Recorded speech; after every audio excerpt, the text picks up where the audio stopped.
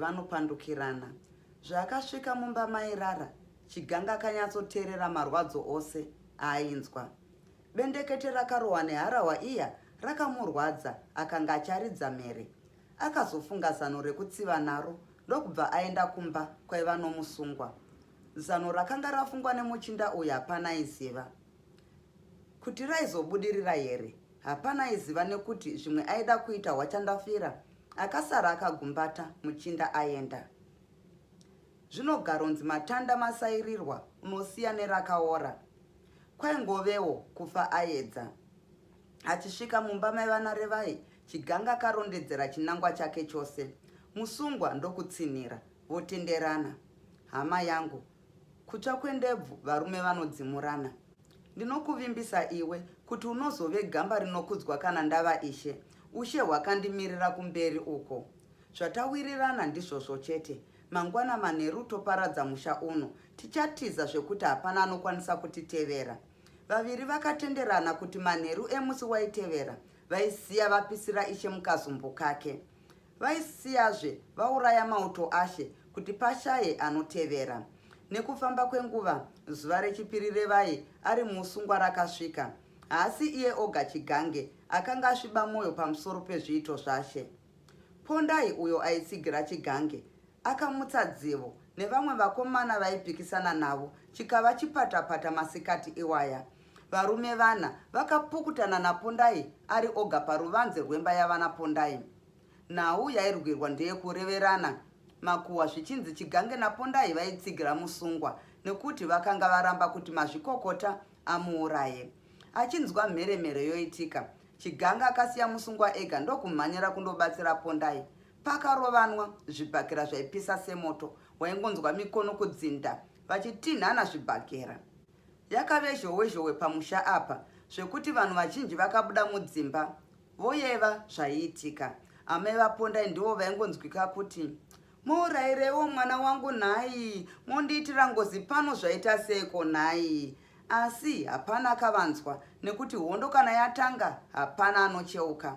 Kwakazoti kwauya mumwewo aiva netyava, achisvikotsvitsvidza mheterwa ndokurova ani naani zvake aiva mukurwa uku. Kwaakabva nako neakamutuma hapana aiziva.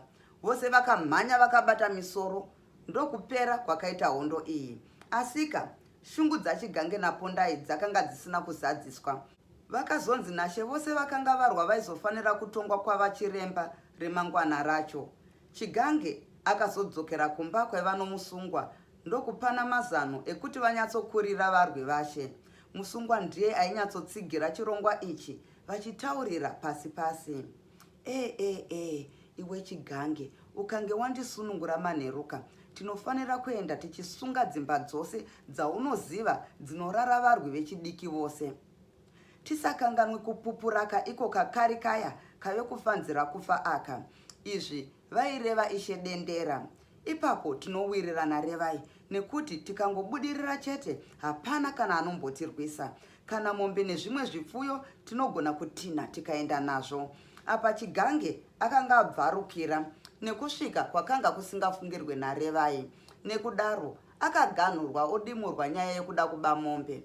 Chinzwa kashamwari, nyaya iyi tinofanira kuitamba takachenjera, tikangobwaira chete inofa kwedu. Naiwo utsinye hwaDendera uyu tingaitwe kanyama namakarwi ake aya. Irwe dama Revai, asi kana paine kushinga, kuzvipira nekubatana pakati pedu, handione chipingidzo ini. Iye nhasi chaiye manheru tinozvipedza vasati vamboziva kuti chii chaitika. Chigange akazoguma otaura dzimwewo nyaya dzekutandadzana neshamwari yake. Vakavarayirwa zvavo pakagogodzwa pamukova. Sezvo aiva masikati vakambofunga kuti vaiva vanzwika vachironga zvakaipa. Vose vakangotarisana, pakashaya anodavira kuti mweni apinde. Mune munhu heromo, sei kusandidavira nhai? Ndatigogogwei mumba umo. Izwi raPondai rakajekesa hana dzevaviri ava. Muchinda uyu ainge auya namazano ekuda kubatsira Revai kana vakawirirana. Ainzwira mukomana uyu tsitsi zvekuti nyaya yedzivo yakawedzera hasha dzake. Pinda zvako Pondai, ko ndiwe zvako. Ndanga ndoti hamheno rimwe gava ranga richida kuti nyaudza ini. Kwave kushora. kwaChigange achitopira nyaya yeruvengo rwakanga rwavepo mumauto ashe. Hauna kunge wanzwa izwi rangu here nhai muchinda? Ndangoti regai ndiuye kuzoona mumwe wedu uyu kuti aswera sei nemusoro. Ini ndamboswera zvangu, iye zvino ndatopora mufunge. Mbonje yacho yakawira parukanga rabwe chaipo. Munoti musoro wangu uchine nyama here? Angove mapondo ega ega, kana kuserera ratosvava. Kwakangova kuzvisimbisa kwechirume, asi chokwadi ndechekuti ronda iri rakanga richimurwadza zvikuru.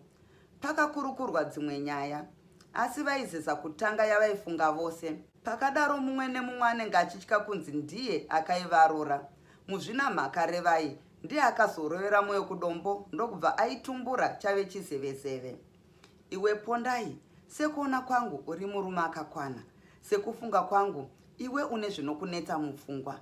Sei kudaro uchishushwa nezvinhu zvauri kuona pachena? Unoti kudii nenyaya iri kuitika iyi?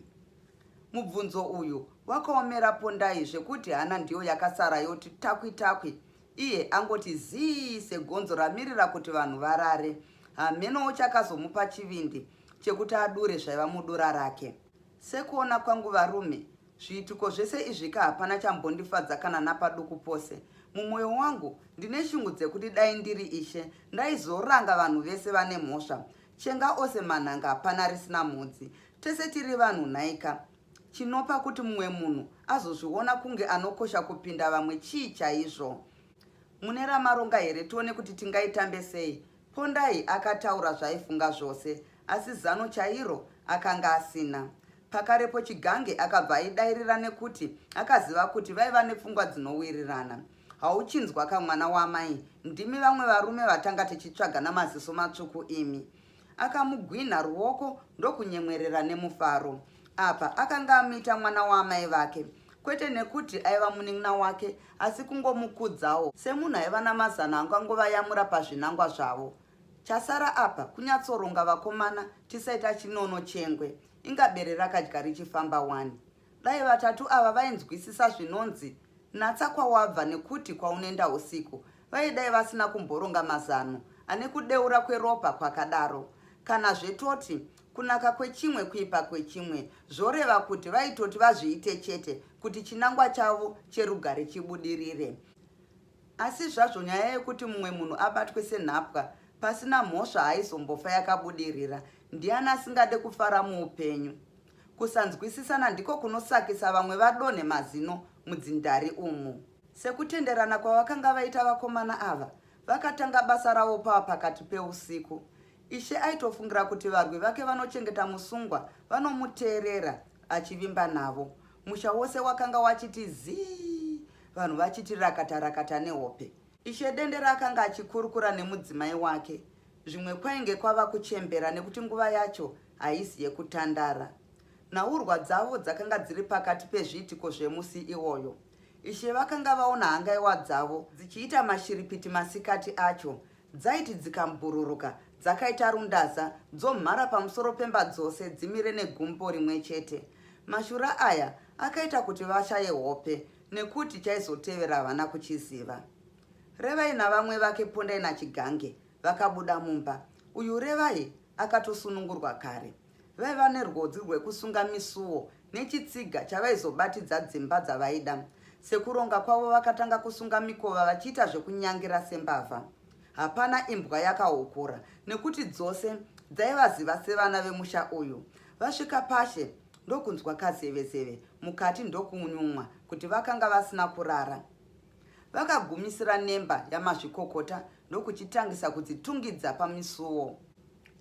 Marimi emoto akanganduma mumashure mavo zvekuti chiedza chakatanga kuonekwa sekwaedza. Hapana mhere yakanzwika nekuti mumwe nemumwe aiva mubishi rekuzvinunura. Ishe akabuda mumba akanzwa kupwititika kwemoto neutsi hwapinda mumhino. Wanei havachagona kufema. Harawa yakabongomora mhere isina akanzwa. Kwainzwika kutinhira kwemarimi emoto ainganduma mumusha wose. Kuzwi kwevashomawo vakanga vatanga kupunyuka munjodzi iyi ndizvo twainzwika kuridza mhere. Musha waparara. Ishe dendera akademba achiti, zvezvoka zvandaireva ndodiniko ini yuwi, nhai vadzimuwo, inga musha waparara yuwi. Harawa yakasvimha misodzi ikashaya pekubata yodetemba. Nhai vari pasi, ndadiko vadzimu woye, mandisekereiko nhasi? Ngozi iko yapinda mumusha wangu munyama iko, ishanje yaniko nhai? Ndobvunzaniko pano, pekubata ndepapiko nhai? Chekuita handichazivive hama. Maiwe, musha wangu kani, inga nhasi pasi randiseka. Ishe akagutsikana kuti chaiva chokwadi, kuti Revai aiva mharadzi. Chaasina kuziva ndechekuti manga chena inoparira parere nhema. Dai akaziva, akabata mweni semunhu asina mhosva, angadai asina kuwirwa nenjodzi yerudzi urwu. Apa vakave huku yakazvidyira mazai ayo, nekuti chinokanganwa idemo rakatema muti, asi muti une vanga haukanganwi. Ndokusaka vakuru vaiti umbimbi ndoga, hutsinye, nekushaya tsiye nyoro zvinokohwesa pakukutu. Dai Ishe akanzwawo zano ramakurukota ake, angadai asina kuparadzisa mhuri. Kudaro vakomana vatatu vakasiya vazadzisa zvido zvavo ndokurova masango vakananga kumutenure. Mufambo waivepo chinhambo, asi kuti zvakavarerukira nekuti vakanga vovaraidzana nekutaura nyaya. Vachangoti fambe zvishoma, vakabva vati muchikova kobvo ndiye kwidzei mujinga rechikomo chavaiziva. Vakafunga zvokuzorora kuti vagofamba kwakachena. Apa ndipo pavakawana nguva yekunyatsokurukura zvavakanga vasiya vaita.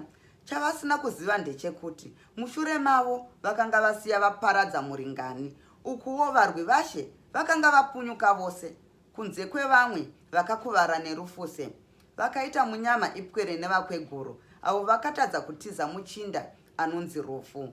Ishe Dende rakaunganidza mauto ake ndokuronga hondo nechimbi-chimbi kuti varonde Revai, uyo vaiti ndiye mharadzi yakanga yapunza musha wavo.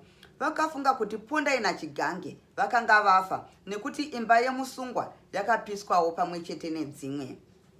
Pakazobuda runyerekupe rwekuti vabereki vevakomana ava chete ndivo vaiziva kuti vana vavo vakanga vasina kufa, asi kuti vakanga vatiza.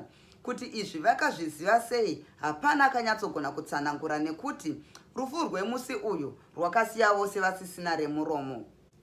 Mafariro aiitwa navakundi sekuzvifadza kwavaiita hakuna akamboona. Zvikuru Revai, uyo akanga anunurwa muusungwa, aifara semunhu akunda mumakwikwi kekutanga. Chakamushamisa ndechekuti hana yake haina kumbogadzikana mushure mekupunyuka. Akazoguma ataurira vamwe vake nekuti yakamushusha segodo reruvengo. Munoziva varume, ini ndiri kufunga kuti pano patakagara hapana kunaka. Ringave zano rakanaka sei kuti tigarire kure nemupata uyu? Revai akabvunza vamwe vake. Uchiri kutyeiko iwe? Unofunga pane chichaitika here? Hapana kana achatevera kuno. Vose vanga vaine simba racho, vadhogodha mutumba twavo. Uyu aiva Pondai aitaura nechizwi chaizhezhera nehuro yakatsvetera. Revai akaramba akashinga nezano rake rekuti aiziva nhamo yekuniwa pasina bako. Chigange akaritsigirawo ndokubva vatenderana. Chandipa kuti ndirambe ndatsunga ndechekuti vakomana ini ndakabva neko kumunga hakunapwa. Ndave kuziva nhamo yamangwana inenge yapfuura ndosiya ndapira gotsi. Hana yangu zvayaramba yorova, ndinofunga kuti zvasara zvichiitika handizvo zvatiri kufunga pano. Zvimwe hapana kana ambofa. Munoti kudii kana vakatironda kuno? Ndiro gamba ravo rakapedzisira kutaura ari Revai. Wakanganwa here iwe Pondai kuti uyu ndimagenga chaiye? Unofunga kuti munhu wekutamba naye here, anotiza Ishe ane vanhu vake? Varwi vazere pakashaya anomubata. Revai iwe unenge unotorevesa zvauri kutaura pano. Ngatisudurukei tigare nekuchikomo uko. Mose munoziva kuti kupotswa kwegondo rinononga marara. Dai wotangokwanisa kupupurawo tushomanani, vazhinji riri basa rekutironda. Akadaro Chigange. Vakati karamata kukwira chikomo ndokubva vati mbwe kugara pazvitombo. Uyu Revai aingunofunga mupfungwa anyerere. Wo, kakarawa aka kaifunga kuti kanga ndigona nhai. Manga chena inoparira parere nhema. Ndivavo vakakauraisa kare. Ini ndine midzimu yangu ichandiyamura kudzimara ndasvika chete kwandiri kuenda. Yezvi rubatsiro ndinongoruwana ndisingambozvifungira. Mwedzi wembudzi wakanga wafa. zvekuti chirima chaiveko chakanga chapamidzirwa namakore emvura yaida kunaya. Miti yakanga yakadenhera zvekuti hawaikwanisa kuona zviri pedyo chaipo. Uchiri usiku kudai, vatatu ava vakashamisa kunzwa kuchema kweshiri iya inonzi hurekure ichiita seyavhundutswa. Yaiva nechemhiri kwekakova kwavakanga vachangobva mukuyambuka. Vakuru vakati, ukanga uchifamba usiku ukanzwa shiri inonzi hurekure ichichema mberi kwako, iyambiro kuti kune chakaipa. Zvoreva kuti izvi zvaiva nechimwe chinhu chaizoitika nguva shomanana yaitevera. Mushure mekanguvana, nechekumupata mhuka yakati koko kokoko nechekumupata wegomo kuya kwaipfuura nekanzira. Vose vakatarisana pasina anotaura. Mumwe nemumwe aingozvinzwira nekuzvifungira kuti chii chaizoitika. Mhuka iyi yaivambira yemugomo yakanga yavhundutswa navarwi vashedendera. Hondo yavarwi ava yaipunyaira zvekuti dai vakabata Revai vaimudambura-dambura. Zvombo zvakanga zvakapakatirwa nemukono 30.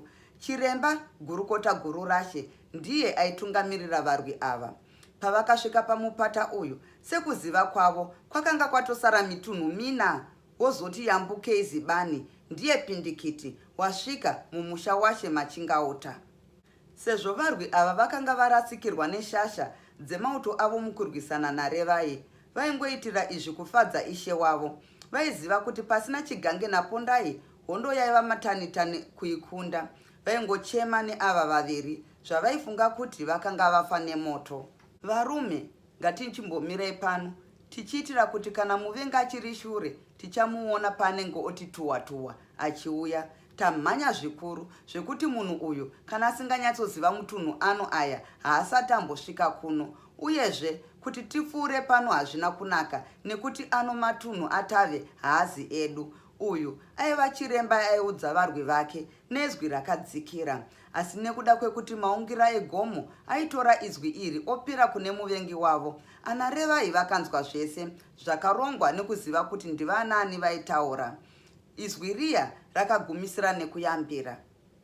Sezvo muchingozvionerawo varume kuti tabayiwa naparufiro kudai, honai musha waparara. Hazvizi zvinhu zvekuregerera zvichiitikazve zvekare izvi. Tinofarira kuratidza kuti tiri mauto akasimba. Ichi chidzidzo chikuru chinokosha muupenyu hwedu tose. Ngatibatanei tiite moyo munyoro kuvanhu vanotambura. Vachiremba vakange zvino voita semunhu anoshumira vhangeri mukereke yaMwari. Vairasa-rasa maoko kuratidza shungu dzaiva mumwoyo mavo. Chinangwa chavo vaida kudura kuti Ishe Dendera akange ari munhu asina kukodzera kutonga nekuti aiita zveumbimbi ndoga chete. Chionai zvaitika nhasi uno. Musha wedu nevana vasina mhaka vaparara pamusana pekaharawa isingade kusunungura pfundo rayo kana yasunga. Chaakaramba ashinga pamunhu airatidza kuti aiva nhetere kwazvayo nesango chii. He, ini ndinogara kuudzai varume kuti zano marairanwa chako wega mukonde wesadza. Kana ndimiwo muchazonzi makurukota kana madzishe mune remangwana, dzidzai pane izvi. Zvava kwamuri kuti muzvisarudzire gwara rine pundutso kana rinokusvaurai sezuva rinopisa nhongonya yadendera. Kurumwa nechekuchera ndiko kwandaona uku nhasi. Ini pandakati nditaure zvakashaya basa, hamenowo ini wangu muromo ndasunga kuti shwe. Vanhu vakanga vangoti zii kunyarara. Vhangeri iri rapera ndokuzorongwa zvekunzi vadzokere kumusha kwachena. Izvi zvose zvaishumairwa nachiremba zvainge zvichingobiwa nemaungira. Wane vana Revai venge matafi aniwa nemazaya echando. Maziso chete ndiwo aingonzi boyi-boyi. Vose vakarara namatumbu kuti kwavarara sehuku tombo yaona imbwa. Vakazoti zvino vaziva kuti varwi vachedendera vadzokera kumusha kwavo ndokutura mafemo hana dzati nyevenu. Vakanga vapona napaburi retsono chaipo, tisingazivewo kuti iwo machinda aya zvainge asangana nyanzvi dzoga dzekurwa dai vakasangana na 30 vaibuda here. Nenguva isipi shiri dzerungwana-ngwana dzakatanga kuimba nziyo dzokuvaraidza vane nhamo dzavo. Zvikuru nengure iyo yakadetemba zvakafungisa Revai nguva dzavaifudza mombe kwashichokupamba. Vatatu ava vakarusimudzira vakananga nerumwe rutivi vachinzvenga vavengi vavo. Kunze kwakanga kwachiti ngwee kuchena. Musi uyu kwakafumopfunha tumvura tutete-tete twemubvumbi tusina kuzoenderera mberi pakabuda zuva. kwaiti kukati pise zvishoma, zuva robva rapfidigwa. Mukati memapapiro emakore matema-tema aiva achiuruka, akananga kumavira zuva. Revai achicherechedza mamhanyiro aita makore aya, zvekuti aiziva kuti nenguva isipi kwaizoronga mvura ichinaya hobvu chaiyo. Nekudaro akaudza vamwe vake kuti vafambise vazowana pekuhwanda mvura kana yonaya. Motokanda nhano Machinda ndiyo iri kumisa nechekoko iyo. Tikasachimbidza kusvika pane musha tinoigochera pautsitikaniwa. Ndiko kunonzi kubaya gudo nemukanwa chaiko shamwari. Hande yevarume hodoboridze kumatendera dzisati dzakanda akata tikawanikwa. Chigange akatsinhirawo. Uku ndiko kupera kwechitsauko. Ndatenda nekuteerera kwenyu.